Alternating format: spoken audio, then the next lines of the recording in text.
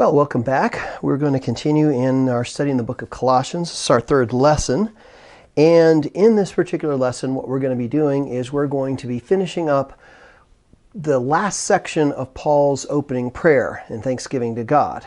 And we've already seen how he's praying and be thankful for what God's done in the Colossians and their relationship to others and their faithfulness, their faithful messenger Epaphras. And in our last lesson, we saw that he was tying their understanding of the knowledge and will of God into their practice, something that they would walk in a manner worthy of God or of Jesus and bear good fruit in everything and then increase in the knowledge of God. And he finished that section off in verses 13 and 14, and he comes back to say that because of what God is doing in you, you can give thanks to the Father. And he finishes with, "For he rescued us from the domain of darkness and transferred us to the kingdom of his beloved Son, in whom we have redemption, the forgiveness of sin." Now, when we have this beginning of who Christ is, or explaining that he has saved us and he's forgiven us sins, the redemption, Paul's not going to expand upon that idea. He's not going to say, but I said I want you to walk in a manner worthy of this person, and this is what this person has done, but now let me explain more about who this person is. And that's what he does in verses 15 through 23, which closes out the prayer. We're going to take this in several sections. But what's really interesting about this is if you really wanted to go to one place in the Bible and just say, hey, who is Christ? And you want to take something and say, let's look at who he is. These particular verses, 15 through 23, give a huge perspective. I mean, this, if you take it out of context, you could just say, hey, let's go study Christology. But we're going to keep it in its context, and we're going to look at the different aspects and elements that Paul wants the Colossians to remember and understand and be thankful for. And these are the same things that we should be thankful for. So we're going to first off just look at some introductory ideas before we dive into the text itself, and that'll be verses 15 through 18. But we're going to actually break that down into some smaller sections too, because that's a lot of material. So, what are a couple of the ideas that we're going to be looking at in this lesson? Well, first off, Paul's prayer is going to lay out three different aspects of Christ. First off, who is Christ? He's going to explain who he is. Secondly, what he has accomplished, in other words, establishment of the new covenant. And then our relationship to Christ, both in our prior position of what we were like before we were in relationship with him, and then after we were in relationship with him. So we're going to look at his position and aspects of that. We're going to look at his manifestation, his mission, what he did. And then we're going to look at a Christian's position before and a Christian's position afterwards. And this is going to lay out a lot of different aspects that set up in the rest of the letter. As verse 24 actually begins, okay, now let me tell you about what's going on. But all of this is preamble prayer, is amazing theology just in the prayer itself.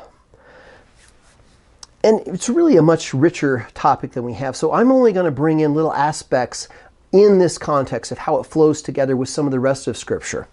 So first thing I want to point out is in this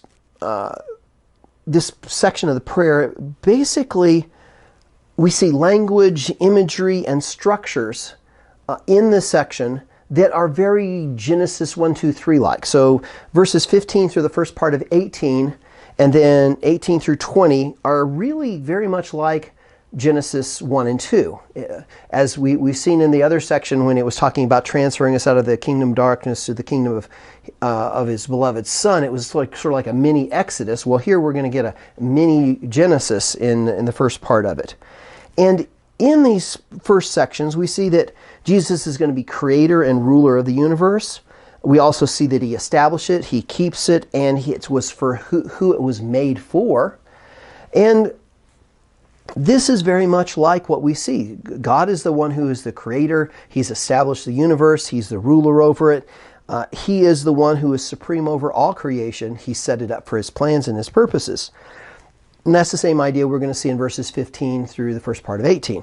The second part, or it's 18b through 20, we're going to see that Christ is the one who establishes a new covenant in his blood, and it's the one who has redeemed all things. And this is the similar type of imagery that we see in Genesis 2, where we see Elohim and Yahweh. God is the supreme ruler, power, authority, creator, and then Yahweh, the covenant name, and so the relational name of God. And we see that same type of garden narrative, and where we see that in those creation narratives that we have a place, a plan, a purpose, and a relationship of God and man. And we know that in chapter 3, that relationship is broken. There is a problem, if you will, the bad news. And here is how God has planned from the beginning to reconcile it. And that's who is the one who brings reconciliation. And of course, that reconciliation is not just an end in itself. A lot of times we kind of stop with, well, it's the gospel, you're saved, done. Well, what were you saved unto? It's not just you were saved or I was saved. It was we were saved unto something.